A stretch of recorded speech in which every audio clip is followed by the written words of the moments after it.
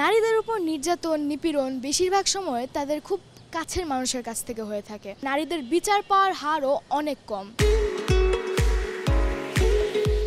মোহাম্মদপুরের এক বিদ্যালয়ে নবম শ্রেণীতে পড়তো মেয়েটি।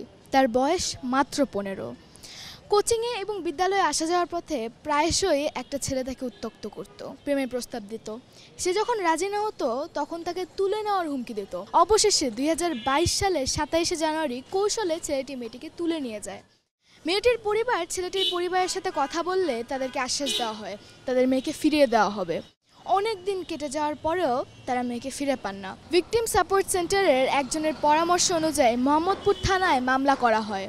মামলার শুরু থেকেই ছেলেটি পলাতক। তার বিরুদ্ধে গ্রেফতারি পরোয়ানা জারি করা হয়েছে। সেই মামলার পুলিশ রিপোর্টের গ্রহণ বিষয়ক শুনানি হয়েছে এই বছরের 14ই মার্চ। এরপর থেকে বিচারক 22টিরও বেশি তদন্ত প্রতিবেদনের তারিখ দিয়েছেন। সেই প্রতিবেদন আজ পর্যন্ত আদালতে জমা পড়েনি, আসামিও ধরা পড়েনি। 2022 থেকে 2024 সালের নভেম্বর পর্যন্ত 6টি গুরুতর কেস এর উপর গবেষণা করে জানা যায় যে নারীদের বিচার পাওয়ার হার অনেক কম। জরিপে জানা গিয়েছে গত 3 বছরে 4000-এরও বেশি কেসে মাত্র 7টি সাজা হয়েছে। মামলা যত করায় আসামিকে ধরার সম্ভাবনাও ততই কমে আসে এবং আপোষের হার ততই বেড়ে যায়। ভয়াবহ কিছু জরিপে আরও তথ্য উঠে এসেছে।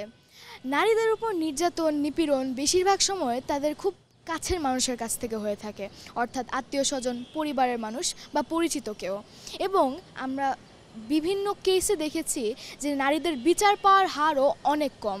তাই আমাদের এই বিষয়ে সচেতনতা বৃদ্ধি করতে হবে। নারীদেরকেও মানুষ হিসেবে দেখতে হবে, তাদেরকেও সম্মান করতে হবে। নারীদের প্রতি নির্যাতন নিপীড়ন এগুলো কোনো নতুন জিনিস নয়, তবে এর মৌলিক অবস্থার যে কোনো পরিবর্তন হবে না তাও তো হওয়া উচিত নয়। এই জন্য আমাদের প্রতি ঘরে ঘরে, সমাজে, রাষ্ট্রে, সর্বক্ষেত্রে সচেতনতা বৃদ্ধি করতে হবে। আমরা সকল নারীর নিরাপত্তা চাই। সুভা সাফায়েত সিজদা, একটু ভাবুন, RTV, ঢাকা।